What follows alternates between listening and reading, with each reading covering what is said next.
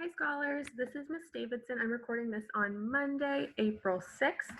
And I just wanted to say before we get started today that I know that this is a lot to keep organized, all of the new information from your teachers, as well as what I am assigning to. So I just want to make sure that you understand that my expectation is for you to definitely do the work that your teachers are asking you to do. And then if you have enough time or you have enough space in your schedule to get this done, that is great. If not, I don't want you to worry about it. So this is all really good information and will help you when we're back at school to have some more background knowledge. But if this is something that you're sharing devices at home or there's another reason that you can't get it done, that's okay. Remember, just make your goal. Maybe if it's starting out one a week from the assignments from me, that's great. And then as you get more used to using our online learning resources, maybe you bump it up to 2 a week and then 3 a week. We can talk about that later. But for now, I just want you to get the practice if you have the time and the space in your schedule. So today we're going to be going over chapter 4. I'm also going to be changing the way that I have you guys turn in answers. So some of the things we'll do, it will have to be something that you're drawing out or something like that. But if it's a question and answer set, I'm going to put it in a Google form. So all you have to do is type in your answer to the Google form. And hopefully that will take a little bit of the work out for you to make it easier. Chapter 4 is called Merchants, Markets, and Mud, Towns in the Middle Ages. And here are some of our new vocabulary words. We have 9 new words we're adding to our glossary. If you have a notebook or some paper where you've been adding to your glossary for chapters 1 through 3, go ahead and pause and get that out now. And then our first word we're talking about is fuel. F-U-E-L. And this fuel can be a noun. It can be a thing, like if you have fuel that you're putting in your car, that's gasoline. But this is talking about fuel as a verb, an action. So our definition for this is to give strength or to cause something to happen.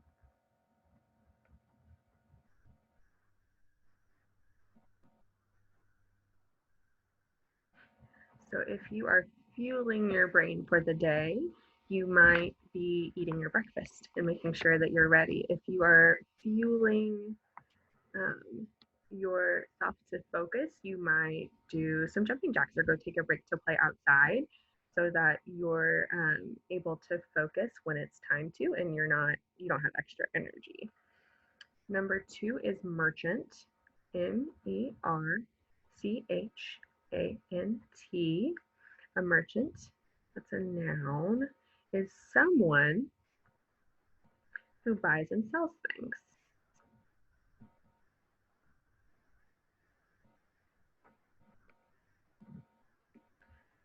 Or the owner of a store. And more than one merchant, you add suffix s to make it plural. That becomes merchants. All right, our next word is emerge, E-M-E-R-G-E.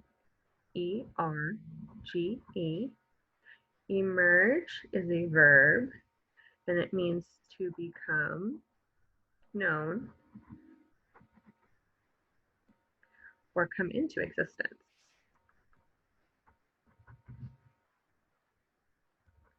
So we may see some new ideas emerge during the Middle Ages that did not exist before.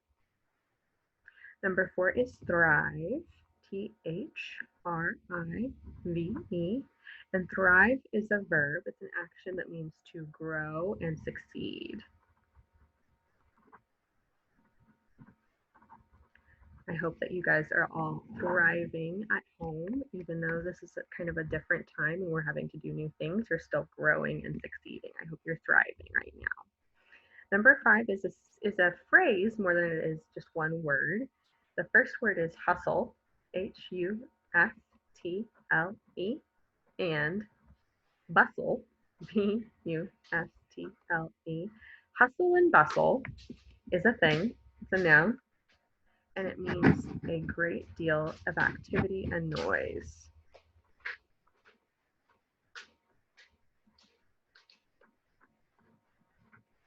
So sometimes in the hallway, I might see a lot of hustle and bustle at school, or at the playground. I might see that there's some hustle and bustle going on. There's a lot of activity and noise. All right, number 6 is curfew, C-U-R-F-E-W. Curfew is a thing, it's a noun. That means an order or law requiring people to be in their homes at a certain time.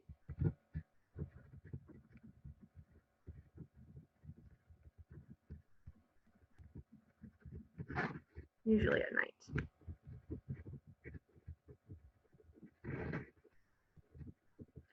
So there can be reasons that a whole neighborhood or city has a curfew that's requiring everyone to go home at a certain time, but it's also something, it might be an order or law that your parents create for you. Maybe when you're older and have your friends have cars, or when you're a teenager, you might have a curfew. You have to be home by 9 p.m., something like that. All right, number 7 is tavern, T-A-V-E-R-N. Tavern is a noun, it's a place where people get drinks and a meal or sleep while they're traveling.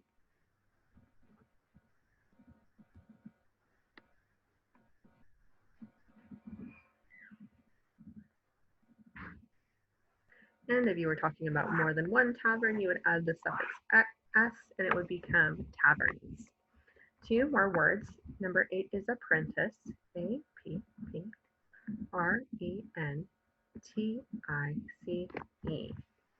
And that is a noun.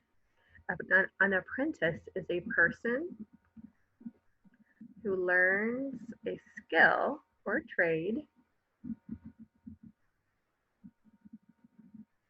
by working with a skilled craftsman for a period of time, usually for no pay.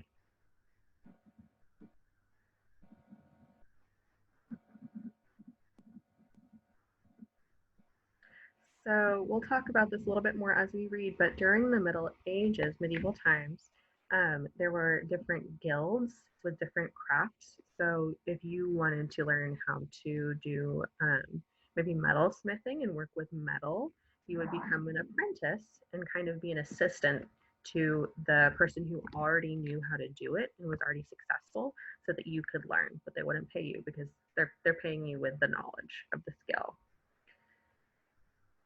All right, and our last word is advise. A-D-V-I-S-E. Advise is a verb that means to give a suggestion about how something should be done.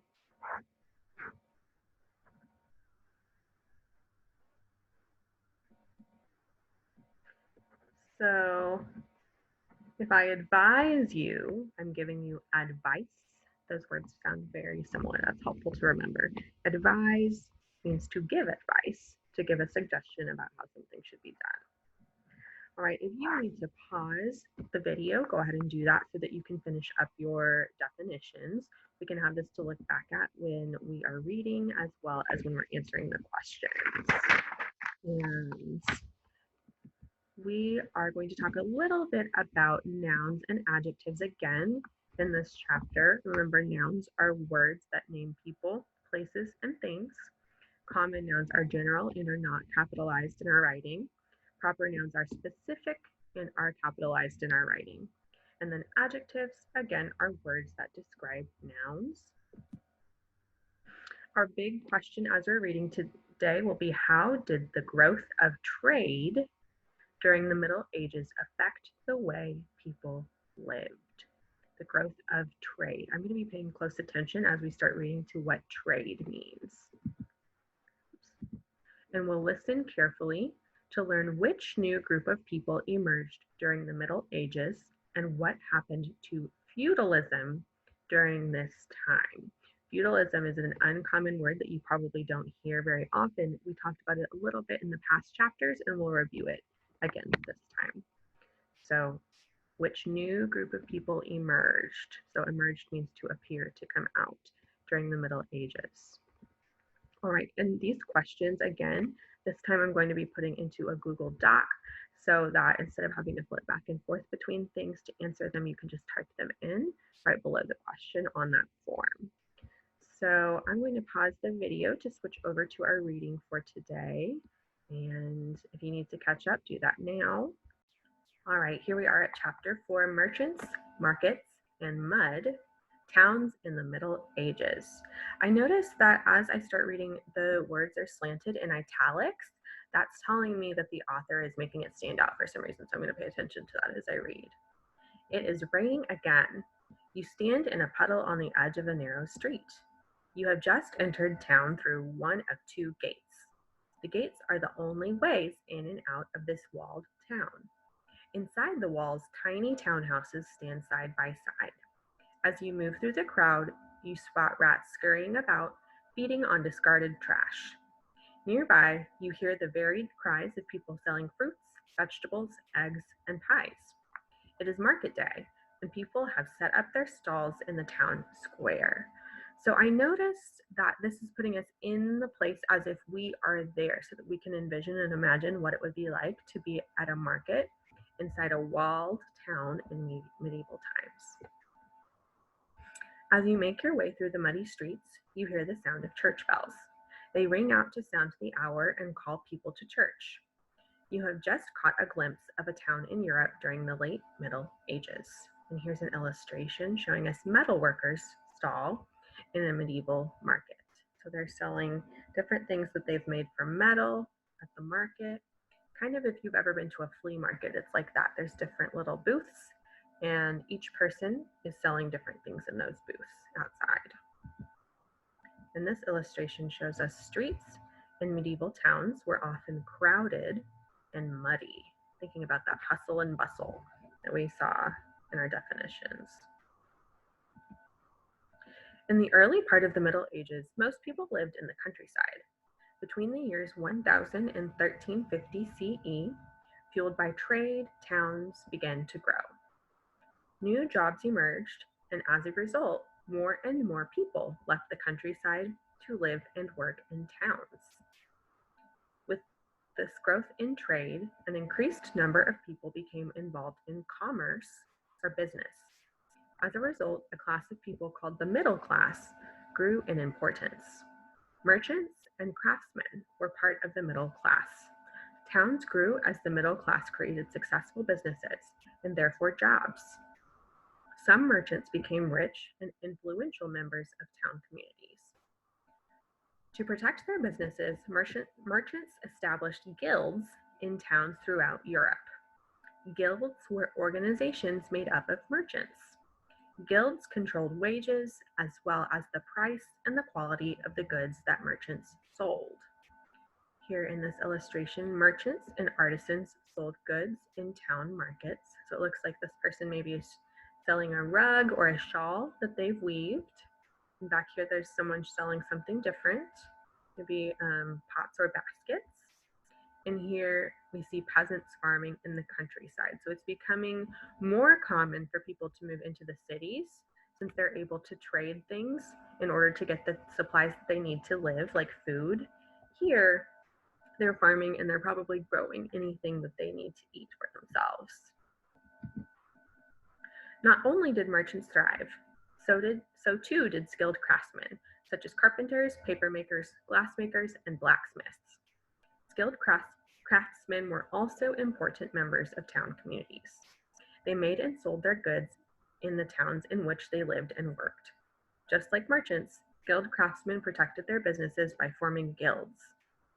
Only highly skilled craftsmen were invited to join these guilds. Many years of training went into becoming a skilled craftsman. And here it shows us some different crafts, medieval craftsmen, and the work that they're doing. So this is a carpenter. They're building things with wood. This is a tailor. They're sewing and mending clothes. This is a tanner. They're taking leather, which is a product that comes from different animals, and they are making it something that can be used to make like shoes or bags or different things like that. And then this is an armorer who is creating armor out of metal to protect people who are in battle.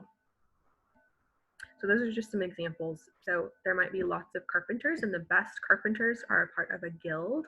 It's kind of like a club that says, this is the standard, this is what things should be like, and this is the amount that we should be selling them for, so that we all have equal parts in this competition to sell things. There was a certain pattern to daily life in towns in the Middle Ages. From Monday to Saturday, towns were busy with the hustle and bustle of street vendors, shopkeepers, craftsmen, and market sellers. Pickpockets and purse snatchers were afoot too. Shops opened as early as 6 a.m. Most towns held markets 2 or 3 times a week. Local farmers sold produce and animals. And here this illustration shows us town scene in medieval manuscript. A manuscript is a book. So this is from an old book from medieval times. Towns were not outside the control of the local lord. Merchants and craftsmen usually paid lords in the form of money or goods. However, in exchange for money or goods, many lords granted towns special charters. The charters allowed wealthy and influential townspeople the right to make their own laws. Over time, this new decision-making process changed the feudal system. That's where the king is in charge of all of the laws, or the lord. With a growing economy, a banking system began to develop. The increasing wealthy churches and towns created schools called universities. Places such as Oxford and Cambridge in England and Paris in France became important centers of learning.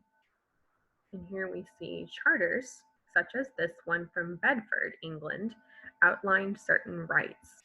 So here it's written on this old paper, the different laws for that town or that area. And then this shows a construction on the chapel at Oxford University's Merton College began in the 1200s. So there are still important universities in those places today as well. It was not long before many European towns and cities became terribly overcrowded. People lived in small houses crowded together. The towns and cities were also disease-ridden. Rats scurrying about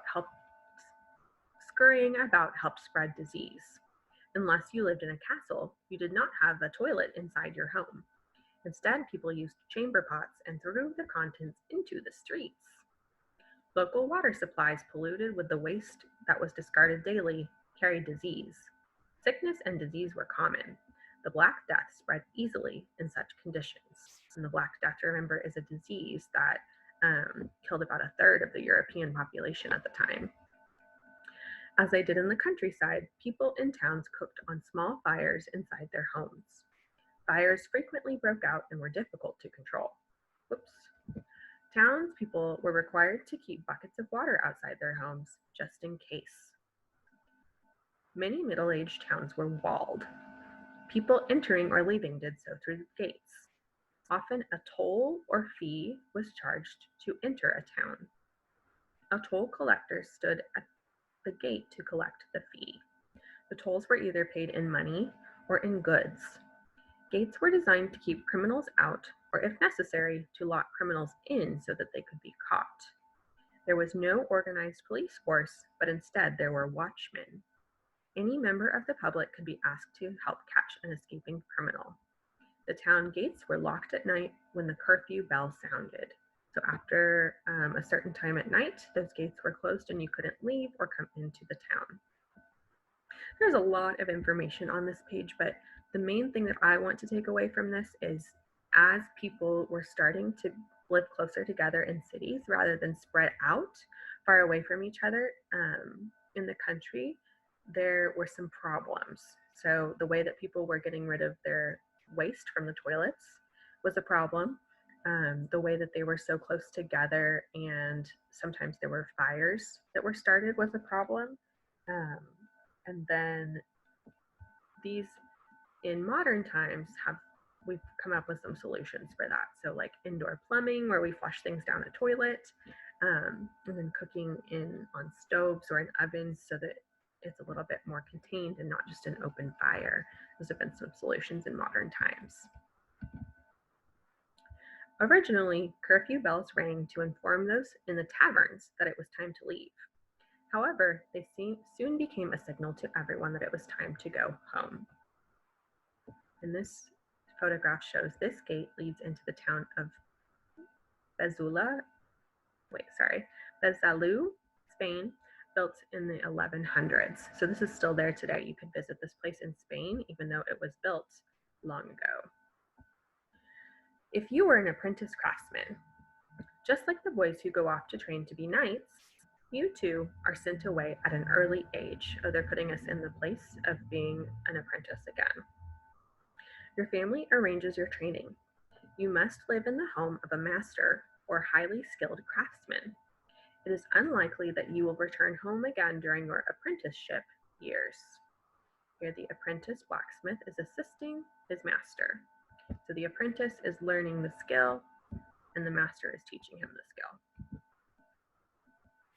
Your training will take many years to complete. You will not receive payment for any of the work you do. During this time, you are part of your master's household. You live in his home or shop. You usually eat with his family. Your new family provides the clothes you wear. Even if you are homesick or sad, you have to obey your master. After a specified period of time, you advance from being an apprentice to becoming a journeyman. As a journeyman, you are paid by your master each day for your work. So as a journeyman, you start to get paid. And as an apprentice, you're still just practicing. You're not getting paid yet. Usually, you continue your work for your master as an employee. After several years as an employee, you might take the next step in your career. You might be ready to submit a piece of your best work, called your masterpiece, to the guild for approval. If the guild accepts your work, you finally become a master craftsman. You might even be able to open your own shop with your name above the door. A master blacksmith might open his own shop. So it would take years of practice in order to get to this stage where the other master craftsmen say, you're ready, you're able to open your own shop, you have our permission. And here's a little section about women in the Middle Ages.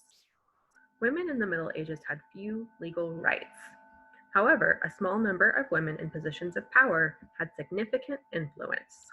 For example, women who became queens were often in a position to advise their husbands and sons, the kings and princes. And remember, advise means to give advice. A lord's widow who did not have sons could manage her deceased husband's land and make important decisions.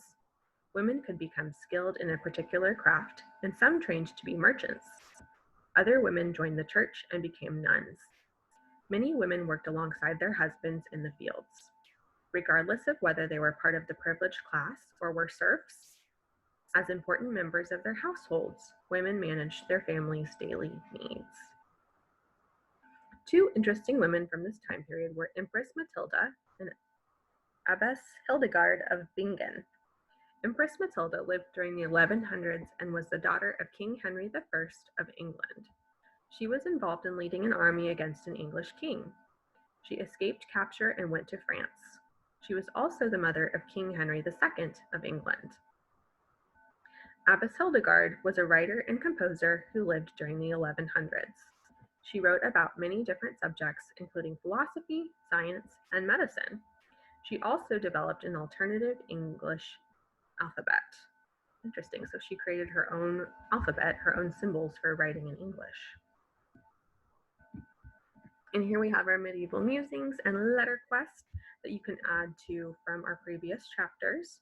Our musings for today, these are things that you can go research on your own, are in the Middle Ages, townspeople tried to avoid drinking water because it was so polluted. What did they drink instead? And this clue says it's a drink made from grain. 2, in the Middle Ages, people created last names to describe the job they did. What did men with the last name Shoemaker or Cooper do? Shoemaker sounds kind of obvious, but Cooper, I'm not sure. I might have to research that one a little bit more. And then here, find the letter in the stained glass window and record it.